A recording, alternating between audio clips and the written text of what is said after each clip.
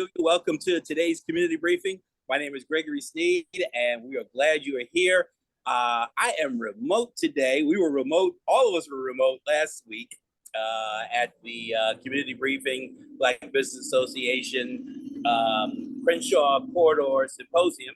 And hopefully you got a chance to check it out, and the recording will be out very soon. We had a wonderful time, great guests, powerful information, and we enjoy bringing you good quality information, great topics to the community. And today we're doing just the same. So I'm just popping in for a hot minute. I got a lot of background noise. I'm in Marina Del Rey. I'll get ready to attend the luncheon on more of their money and using fixed annuity products. That's what the luncheon is about. Going to have a nice steak lunch and hope and enjoy. So now it's my pleasure to introduce the queen of our community briefing, Ms. Crystal Mitchell.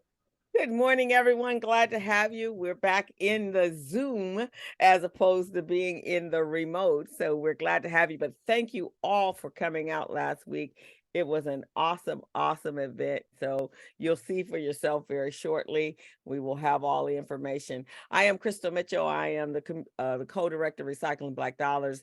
And as Greg said, I am the inspiration and founder of the community briefing.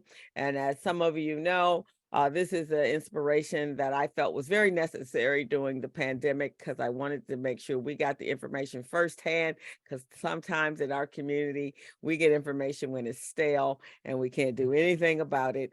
And so I wanted to make sure you got it when we could actually stay alive during the pandemic. But it took legs on its own. We actually created this amazing team, Mr. Stephen Turner, who is our producer, and Mr. Gregory Sneed, who's the MC, Ms. Robin Phillips.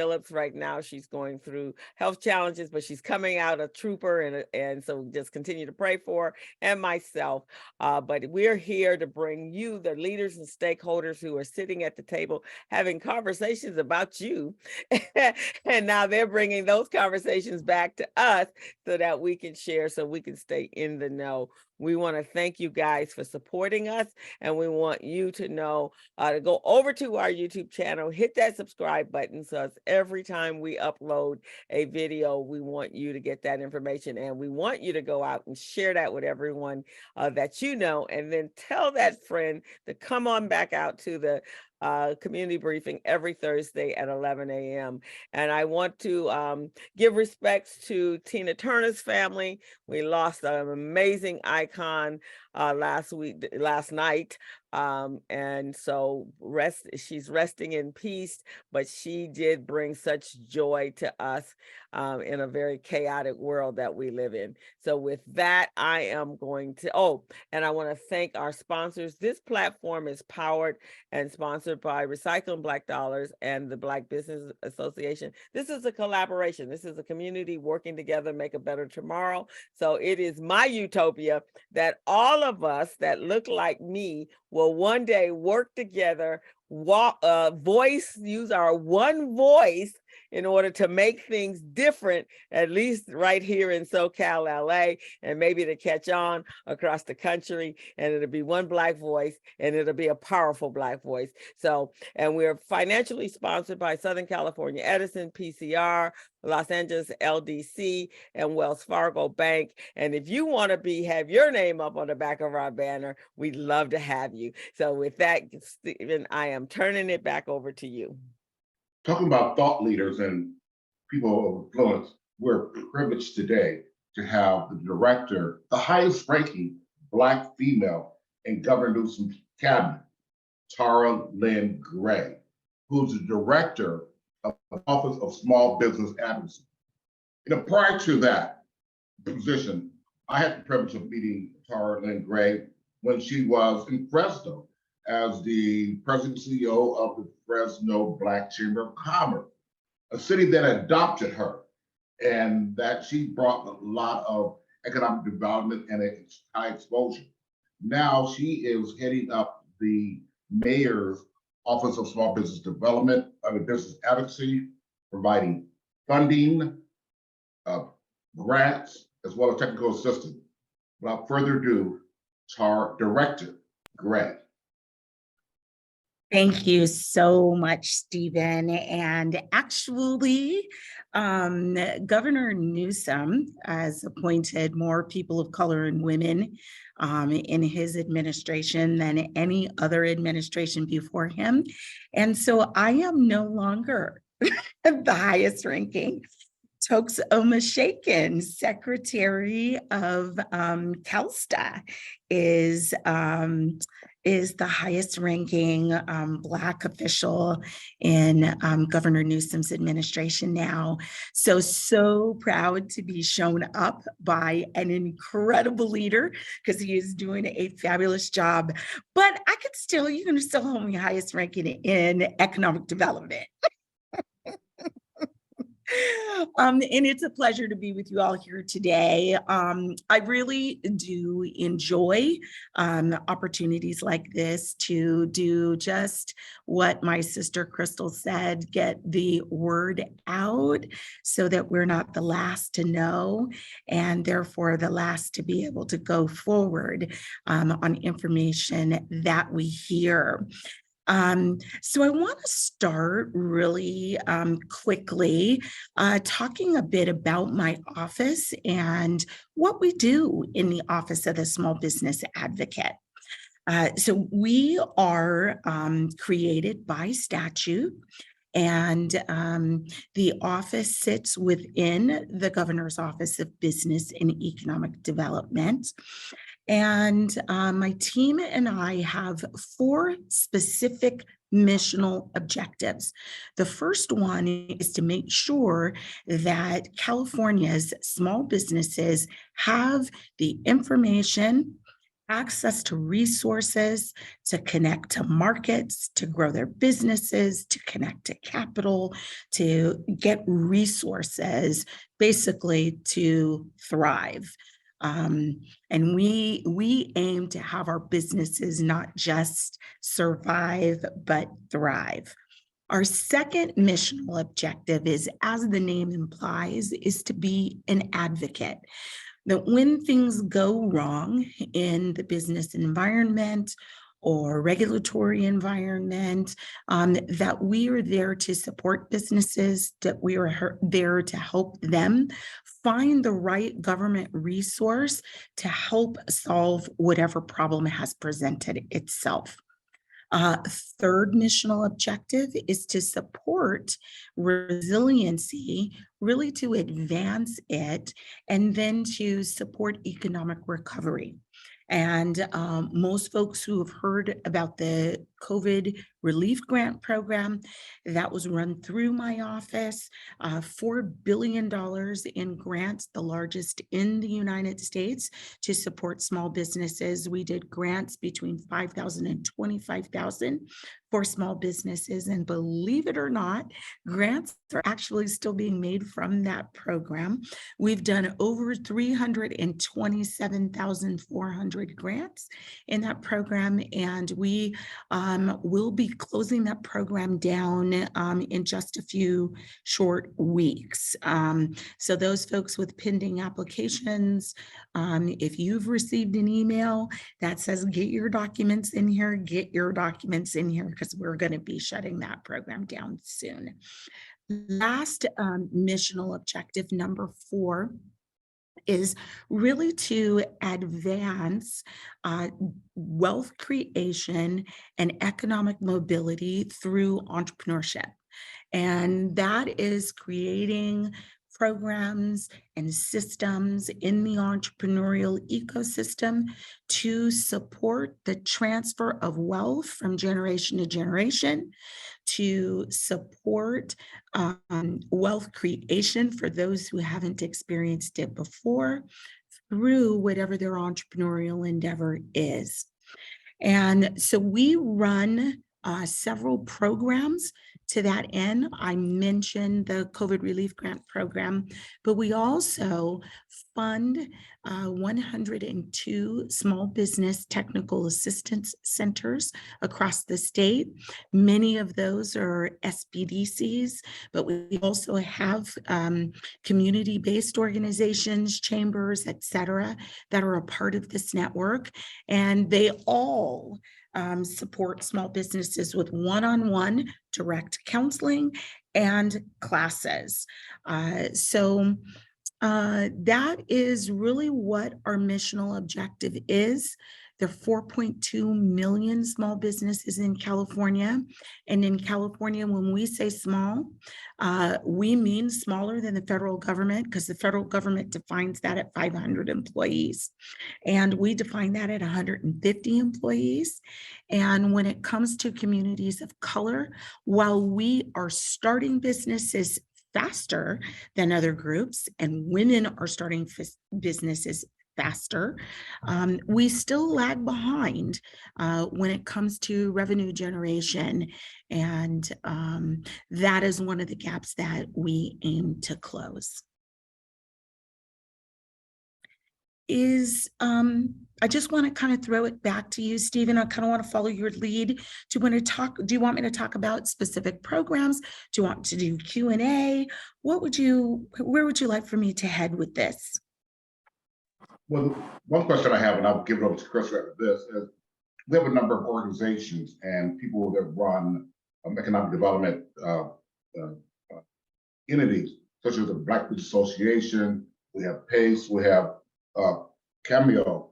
What can we do in the community to service our constituents, and how can we work with you? Yeah, that's an excellent question, and thank you for that. So let me go back to those 102 small business technical assistance centers. We started the technical, and actually it was started before I was appointed by the governor, but it started back in 2018. The technical assistance program was established, and it was established with a $17 million a year investment. And last year, the legislature and the governor made this program permanent. And so now we have $26 million a year. $3 million goes into the Capital Infusion Program. Capital Infusion Program is specifically about helping small businesses get access to the capital that they need to grow their businesses. The other part of the investment is what supports those organizations in providing the one-on-one consulting. And I do see some partners on the call. I cannot underscore enough how significant it is for us to have these centers in communities across the state. It is a free resource. It is subsidized by the federal government and the state government. We match the federal dollars at the state level for the small business development centers and the women's business centers. And we have in California now 18 women's business centers. So we really have the most robust small business support system in the nation. And almost every community across the state. We still have some pockets, and we have partners helping us identify where there are gaps, but we have those resources almost down to the neighborhood level across the state. So I encourage connection with the partners, and then I encourage you all to help us. When you know that there's a gap, if you know there's a 100-mile radius where there isn't a center, we need to know that so we can figure out how to get services to our underserved communities. I also want to say a bit about what we've done to change that program a little bit. Last year, we implemented an equity action plan as a part of the responsibilities for those centers that are funded by us. So we actually incentivize them with up to $250,000 to partner with organizations like the organizations that are on this call. So that we could have a broader reach as a network to underserved communities. And Underserved, we define as communities of color, women, veterans, our LGBTQ plus folks, disaster impacted communities. You know, it used to be, I'm a native Californian, and I'm sure you have many of those on the call. It used to be that we saw fire season, you know, once a year and for a very short period of time. That is starting to be a recurring theme, along with what we've seen this year, floods. You know, we're in a 100-year drought, and standing up programs to assist with drought, and then here comes a flood. So now we're dealing with communities that are impacted by flood as well as wildfire, as well as drought. So the tough conditions and the disaster impacted communities are just, they're growing exponentially as well. And so we have a focus on providing support in those areas. Dr. Davis, if you can please unmute yourself for 1 minute. Thank you. I had 2 questions for the director. One was, could you please share some of the types of support and programming you have for micro businesses, especially around government contracting?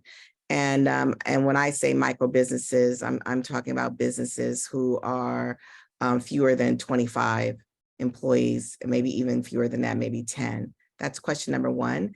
And then to your statement regarding small business development centers, I'd like to see, and I've been pushing for and talking about creating a business development center that's geared towards Black women businesses. Some of the business centers that I've been seeing really target, there's PACE, and then there's another one, when New Economic Women's for Business, but those businesses seems to be around other women of color. So is there something in the works for Black women? Thank you.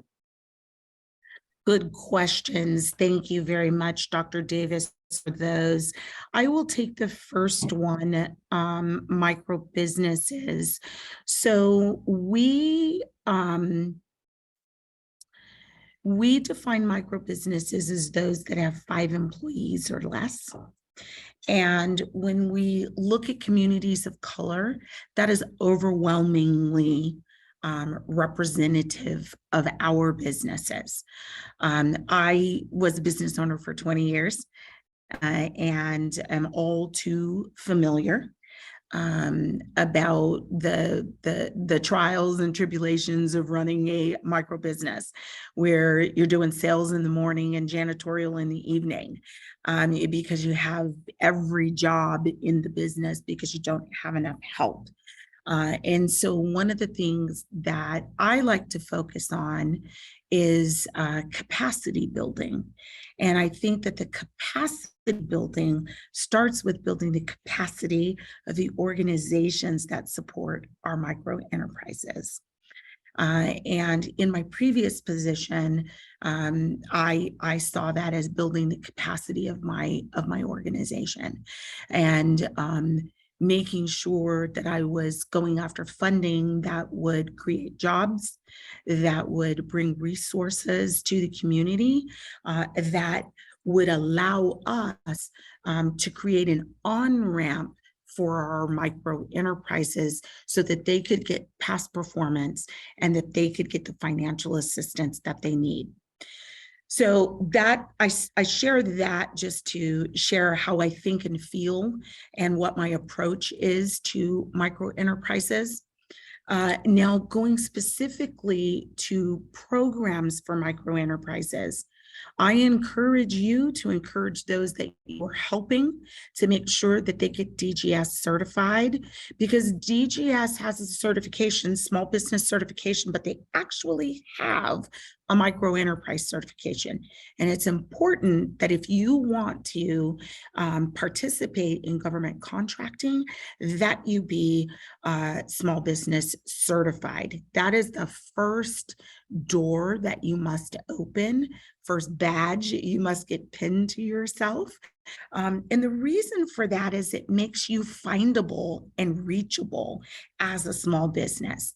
When you get certified, you get your certification number, but more importantly, you are entered into a database that all of the state agencies use to identify businesses that can provide the goods and services that they want to purchase.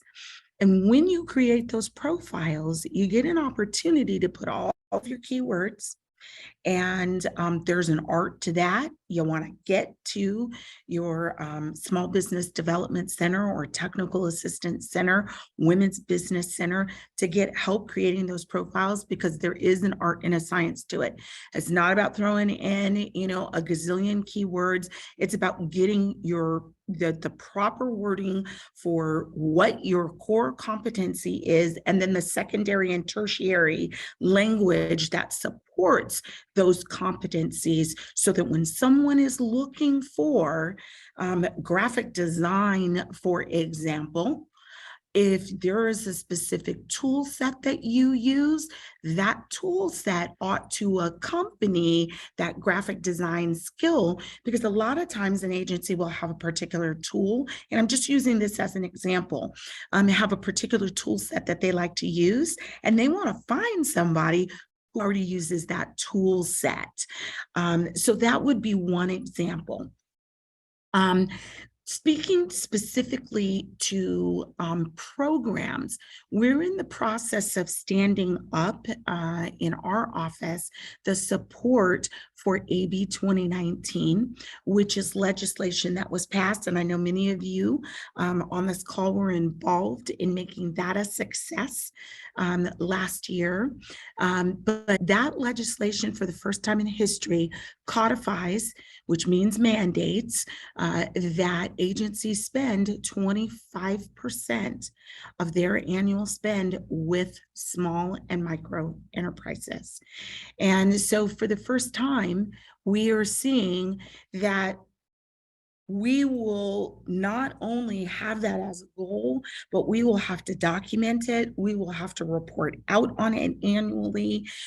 There is a disparity study that Department of General Services will be doing to identify the gaps there. And my office will be working with 30 agencies that have already been identified to create economic equity first action plans and help those agencies identify ways to outreach to underserved communities and to assist them in getting access to contracts. So significant opportunity to be in that small business ecosystem now, because there are a lot of folks with eyes on AB 2019 and the impact of that legislation, certainly for the next 5 years to come, as we are monitoring the rollout of the action plans, the disparity study results,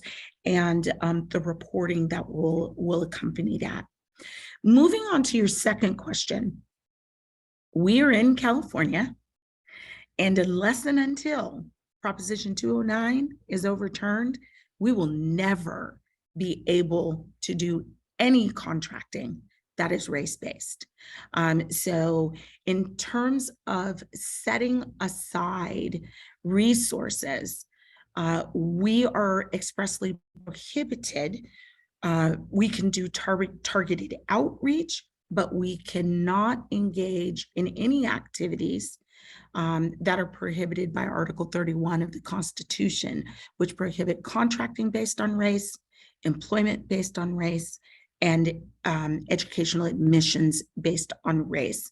So unfortunately, my hands are tied when it comes to creating specific programs for women of color, or specifically Black women. Now, having said that, what we've done with our equity action plan is to encourage folks to partner with those organizations that are serving specific populations. We want language access for folks that speak different languages. We want to make sure that communities of color, BIPOC communities specifically, are able to get resources. So we are doing our best to encourage our network to partner with those organizations in those instances where the organizations don't have direct funding. But I do kind of want to reach around and pat my team on the back, because we've increased the number of organizations of color that are receiving funding from these programs. So we know that we are impacting communities of color because we are hearing directly back from those organizations. Awesome, awesome, awesome. Edwin, you have your hand up and you want to take the floor right now? Yes, Crystal, thank you very much. And Tara, it's so good to see you. And I was just thrilled that they were having you on this week. A lot of people don't really understand the role that you play and how important it is.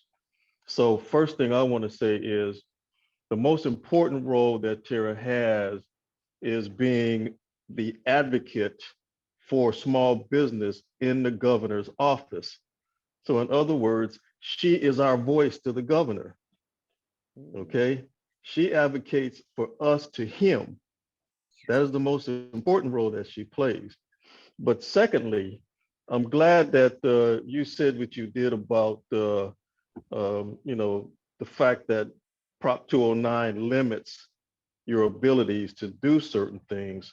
And so I would like for you to kind of give an understanding to the group of what it takes to set up an SBDC and be available in our communities to support our small businesses. Because let's be honest, if an SBDC is run by someone that doesn't look like us, they don't outreach to us. And then, so if we can get more Black owned and run SBDCs throughout the state and in our communities, we get the support portal that's needed for our small businesses to be cared for properly. Because the other thing that you said is very key is you filling out documentation to get certified and to get contracts. The verbiage that you use is very important. You may think that you did a great proposal and there's no way that you won't get this, but if you don't use the right nomenclature, the right verbiage in the right place on that proposal, your proposal will be pushed aside and they'll go to someone that's more in line with what they're trying to get done. So if you can give us an understanding, Tara, and a description of what is needed to set up an SBDC, I think that would be very valuable for the group. Thank you, Edwin, for that question. Obviously demonstrates your skill and your experience in this area, because you're going right to the heart of it. And that is, how do we get access to those dollars? So good to hear your voice, Edwin. It's been far too long. But speaking directly to the question, we compete. It is a competitive process every year in my office for the technical assistance dollars that we award. We have $26 million annually, and 3 of those are dedicated to the capital infusion program, and those go to the 5, that $3 million goes to the 5 lead SBDCs. Now, the small business development centers, which is what SBDC stands for, those are designated by the federal government.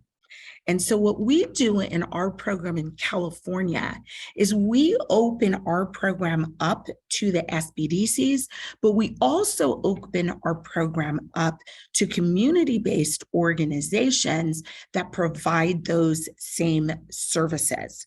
So our Black chambers, our Hispanic chambers, our Asian chambers, when you look at the difference between like the ethnic chambers and and majority chambers.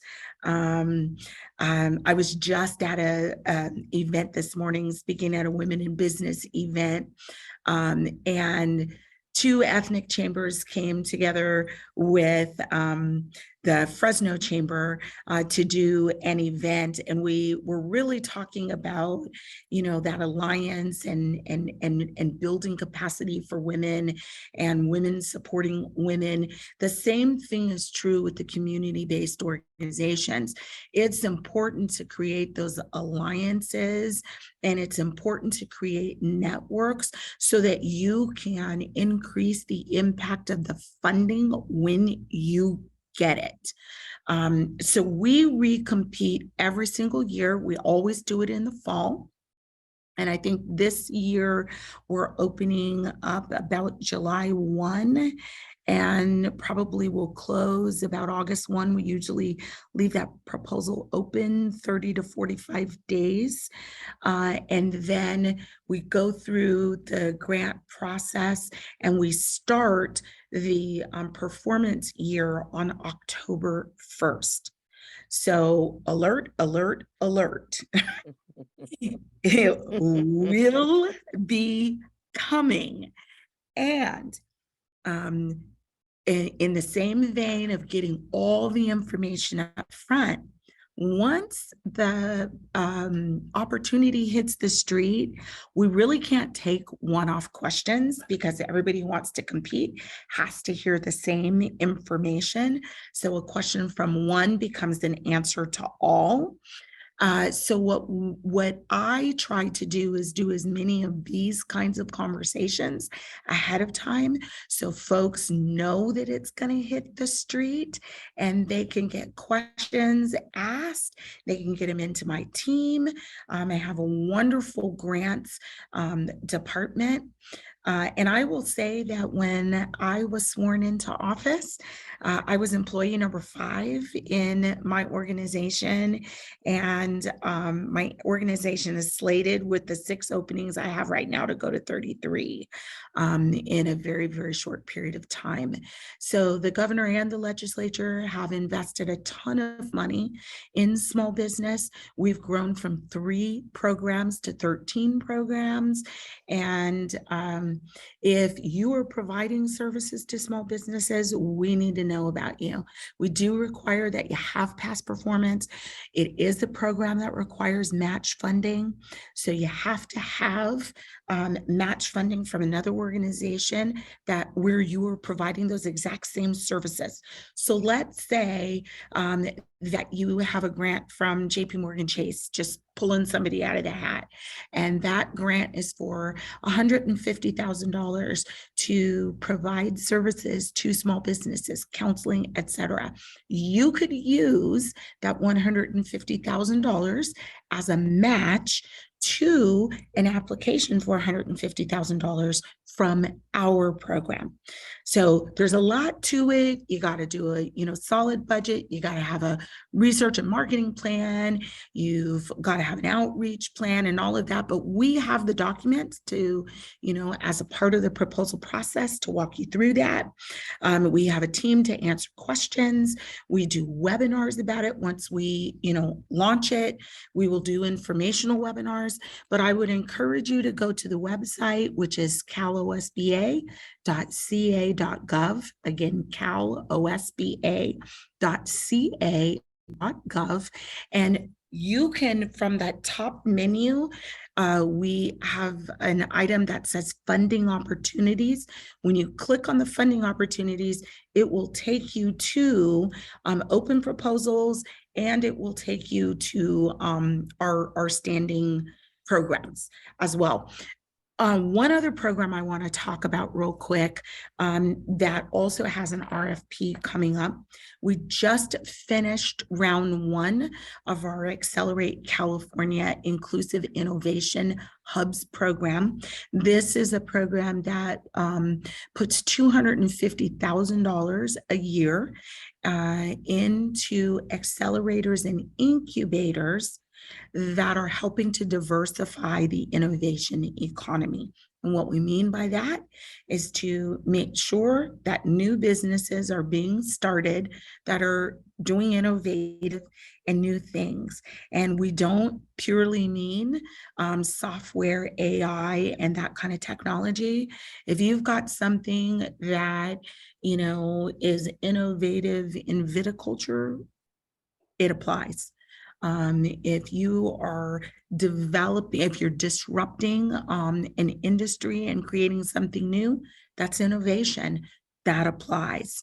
In addition, so we've awarded 7 of the 13 across the state. And in round 2, we will be opening up to folks that have never had an iHub designation. And we will be doing 6 more of those. What's really exciting about this program, which we've iterated a couple times, the first time this program was launched, all you got was a designation and you really didn't get any money. The next iteration of the program was $250,000, and it was a one-time investment. This third iteration that the governor and legislature are allowing me to do is $250,000 a year for 4 years. Wow. So it becomes $1 million investment. And we have 1 Black owned and operated one in the Central Valley. It's in Kern County. And they've done something really great with their program. They've gone out and got equity funding. And their equity funding is really going to match the funding that we got. We got $500,000 a year for 4 years to invest in the businesses that come through the accelerator and incubator programs. So not only are we building the capacity of the accelerators and the incubators to provide the innovation programming, but we are going to double back and we're going to invest in the businesses that come through those programs to the tune of $500,000 a year. So obviously $500,000 is not enough for everybody who goes through the program to get funding, but it is a significant amount for each one of those 13 accelerators and incubators to be able to take the cream of that crop and invest in those businesses. And we're hoping that will attract venture capital and equity capital and help those businesses get the capacity they need to grow and thrive, with the end goal being wealth creation and economic mobility. Sarah like Harris, that. I hope you're paying attention. BBA is written all over this. Yes, my ears are wide open. Hello, Tara. So pleasure to meet you. Sarah Harris, president of the Black Business Association. Hi, Edwin. I'm drinking all of this in, and such great opportunity for us to partner. So you'll definitely be hearing from us, and we are on it. I did want to ask something about, because I'm getting a lot of this coming at me regarding those who have records. Is there anything in particular that's happening regarding businesses that have records and they're trying to apply for assistance and everything? What's happening with that? Define for me what you mean records. Are we talking about systems impacted, justice involved? Or, yes. Okay. And so there are several programs, and it may not seem like they're directly connected, but there are several programs, and they are community-based programs around the state that do record expungement.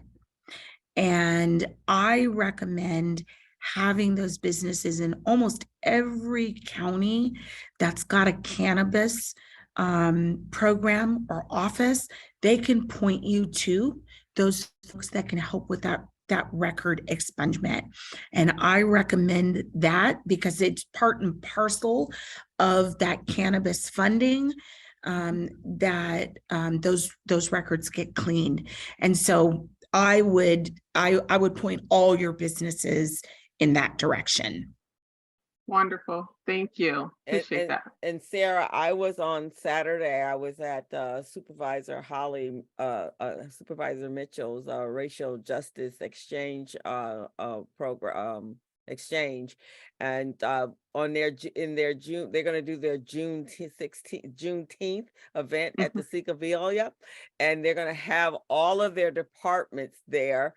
And one of their departments, their expungement, they'll be doing expungements right there on the spot at the Juneteenth event. So that's going to be whatever that date is. I think it's the 18th of June, or yes, the 18th. Yeah, so it's going to be. Thank you for pointing that out. I remember. Yeah, that. so she indicated that all of their departments will be there, in whatever capacity that they operate in within the county, they will be doing those same services there at the Juneteenth and the Seekaville for that event. So maybe that'll be helpful. And Ted, isn't that what your program, your community programming? A large segment of our we don't do expungement, but we have a large percent of participants that we serve of those that are justice involved. There's a number of things I could do for them, but I don't have expungement stuff, but I have all the services for them. Okay. And housing. So maybe Sarah, that's a good collaboration as well with Ted's program. That's where we are. More so in planning. And I think that's really what, and that was your first comment, Tara, was us all collaborating together and utilizing our resources that are already here in our community. Instead of us doing it individually, we kind of do it together, huh? You know, yes. it becomes a trained thing, like building up our memory muscle, and I think we really need to work on that. I think so, and that's what this platform is like, to be able to match people, kind of like a matchmaking service right here, matching people together to make things happen. I like that. Yes, indeed. Delphine has a question, but before we go there, when you're talking about businesses becoming registered with the DGS, right? What, first of all, is that for-profits and nonprofits, or just for-profits, first of all, and how do they go about doing that? And then Delphine, you're up next. Yeah, so it's really easier than most people think that it is. You go to dgs.ca.gov. Again, dgs.ca.gov. And when you get there, they've got all kinds of beautiful navigation.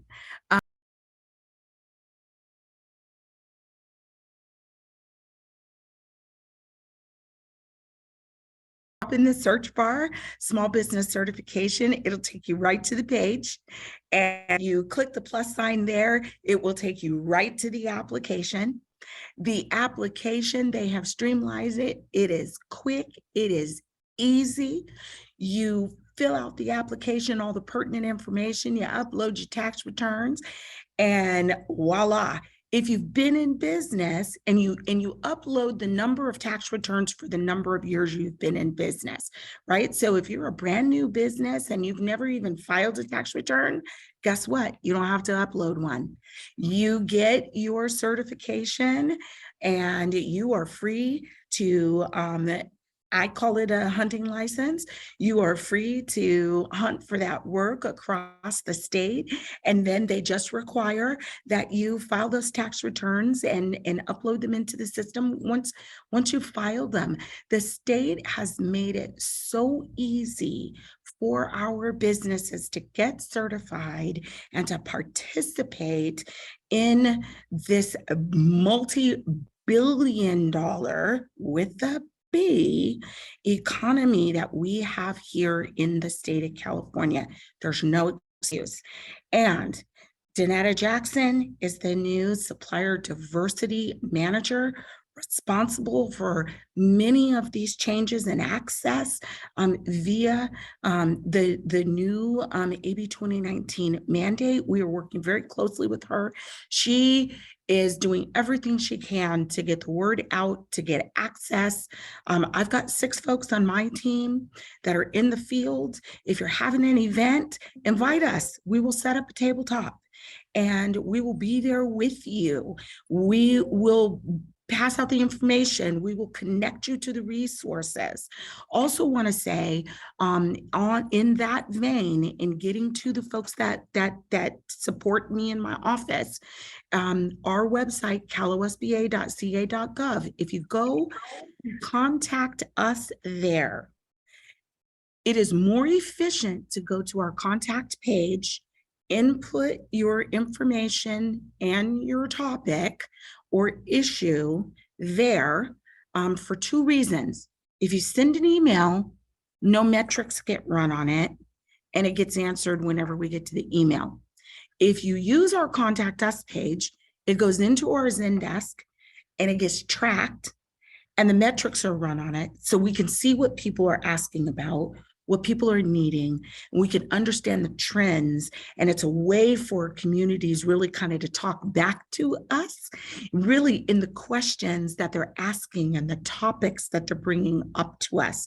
So I really strongly encourage that if you want to engage, if you want us to be at an event, if you want us to do something, hit that contact us and submit that through our system, and we will get the right resources out to you. And I want to say this, Danetta Jackson is a bad sister. She is. I've had her. I Okay. think she was one of our fourth guests on the business zone with Crystal and Gilbert. Yeah, when we first launched our podcast. So yeah, she is a bad sister. And Sarah, she's looking for outlets where she can outreach to our community to help people get certified. So I would suggest any of you on the call that's going to have an event coming up and you want somebody as a speaker, get in touch with Danetta Jackson at DGS. She will come and she will present and she will help your people get certified, because that's the very first step in this process before you can do anything with the state of California.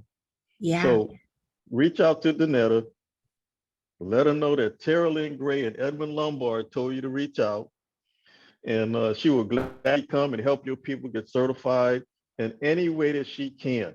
And Tara is absolutely right. The process is simple. It is the easiest I've ever seen this. I mean, it doesn't take but a few minutes to fill those documents out, upload the stuff you need to upload, and bang, you're certified. So don't hesitate to get that done. That's the very first step. And use the resources. I mean, come on, look at this sister. She's in here doing everything she can to help us in the governor's office so that we can have access. She can't just come to us and say, here, because you Black, I want to give this to you. But she's telling you it's available and this is how you access it. So please do so. Please, gotcha. please. We got you. I'm sorry, Tara. Go ahead. I was just going to say, to that end, I said to a group I was talking to a while back, I said, this is not a sit-down dinner. When you have a sit-down dinner, you sit down at a place setting, it's set for you, everything comes to the table, your food is served. That is not this party. This is a buffet. And you have to get up with your plate and you have to go over to the buffet line and you have to decide what it is that you want on that plate. You have to pick up the spoon and you have to put it on there. You do get the pleasure, you got to do a little bit of work, but you do get the pleasure of going back to the table and sitting down and having a feast. But the point is that you've got to do your part, that we can't just in our offices, dole out contracts, dole out grants. It's all competitive, but never has there been a time when there has been an administration full of people that look like me, full of women. I mean, this governor has put his money where his mouth is. The legislature looks like the people of California. We have the most diverse legislature we've ever had. So there is no reason for the majority minority state not to have policies and programs that meet our needs. Okay, she couldn't say it any clearer. So guys got that. That was very, very clear. Delphine. Delphine, Okay, yeah, this is very good. I don't know you, Tara Lynn, but I feel like I really need to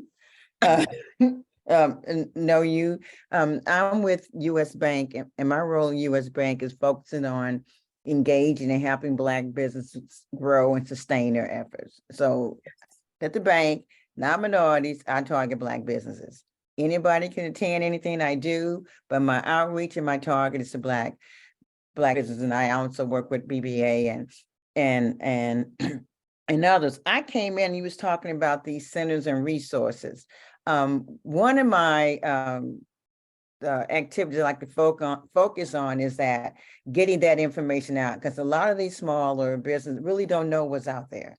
So I started creating like a resource guide with different things in it, so that as I'm speaking and doing some financial assessments and advising and coaching, I can give them, like you said, this mortgage board, of resources. I would like to know about these centers.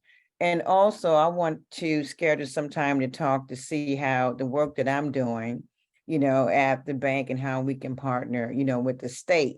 Because two things come to my mind. One, the fastest growing business within the Black community are women. Yep. That's first thing. Second thing is you keep hearing about, the Olympics coming. I want to get our folks as prepared as much as possible now to be able to go, so they can't say, oh, we couldn't find anybody, or they weren't certified. Our supplier diversity has an initiative where we're helping folks get certified with WIMBY and things of that nature that we can do. But I really want to position Black business be able to take advantage of any opportunity come along their way, to eliminate that we can't find you. Well, I'm going to help you target and market and do that. Or two, you don't have A, B, and C, or we're going to put you in position to do that, for those who can. So I want to hear about the centers, because I think that can be a resource hub, as well. Absolutely. Yeah, thank you for the question, Delphine. The centers, going back to the centers, we fund 102 of them across the state. And many of them belong to networks. So for example, we have 18 women business centers. Those 18 centers compete as a block. And we award them as a block, but then they operate independently within their service areas. There are a couple in the Central Valley. There's, I think, one over at the coast. There's one in Kern. There are several up north. So they're all over. Same with the small business development centers. There's San Diego, Inland Empire. There's the Northern California.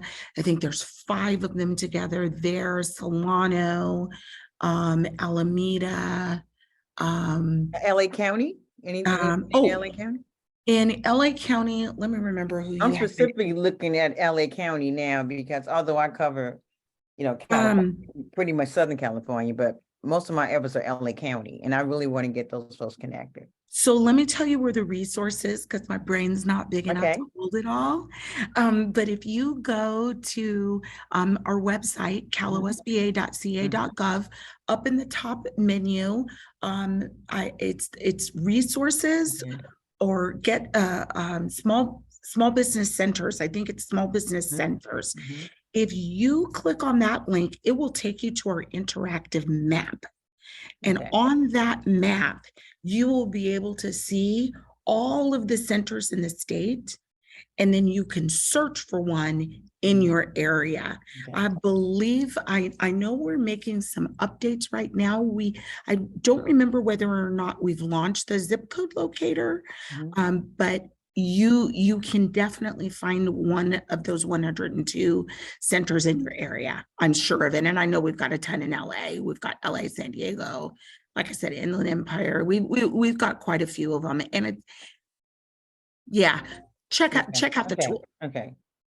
Yeah, well, great. And I just want to say that at US Bank, we're leading definitely with the Black community.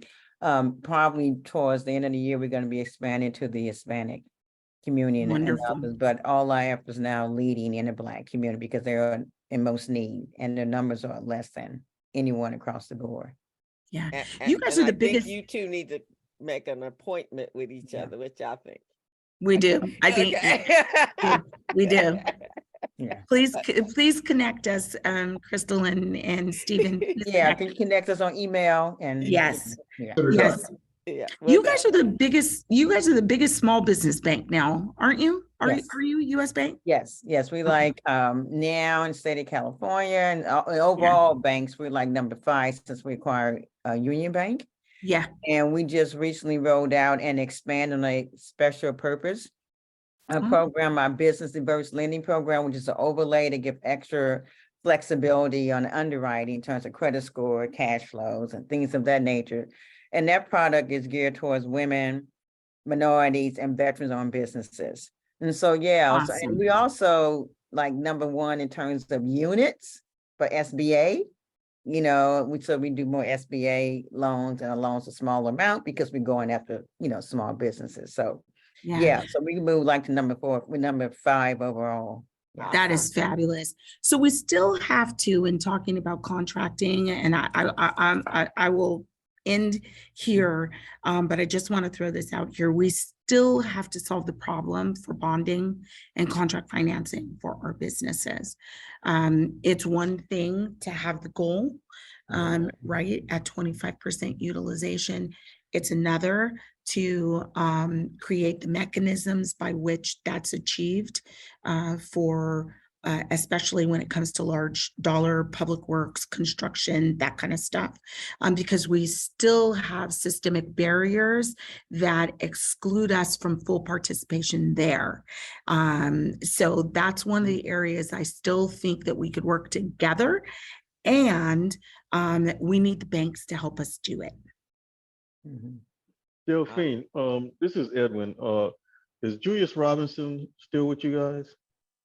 As of now, yes, he's still here. We committed to retain all Union Bank CSR, corporate social responsibility folks now. He's still here. Tell Julius I said hello. Will do. Awesome. Yeah, we went to high school together. Oh, okay. Someone dated themselves. That's okay. That comes with wisdom, Delphin. That's right. There's a lot of wisdom. Wisdom, right? A lot of wisdom.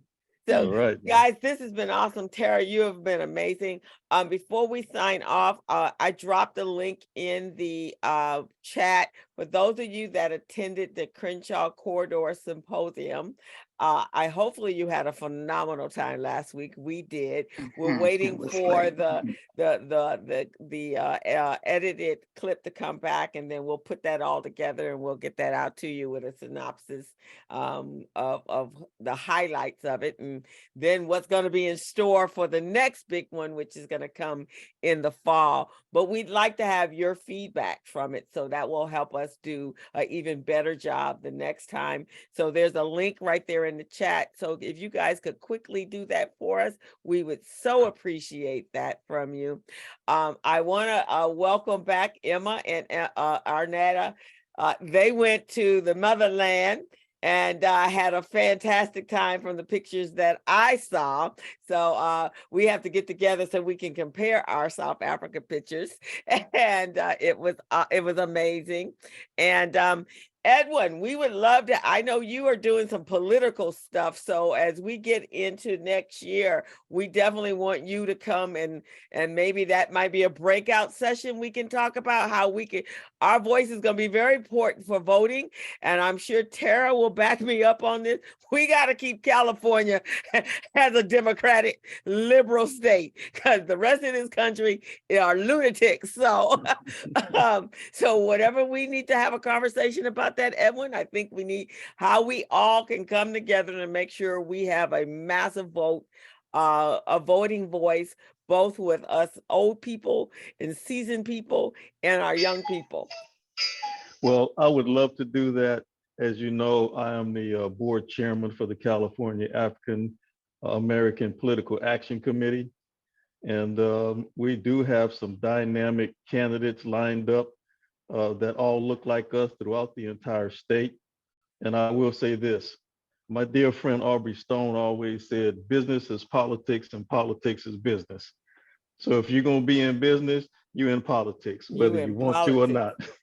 So we need to have a closer contact with you. We got to pull the rope in on you, Edwin. We got the, I think this is very important. And Tara, I think you can probably speak to that, being that you work in the governor's office, how important it is that we sooner than later start rallying together, and you tell us what we need to do so that we can start putting ourselves in position to do that.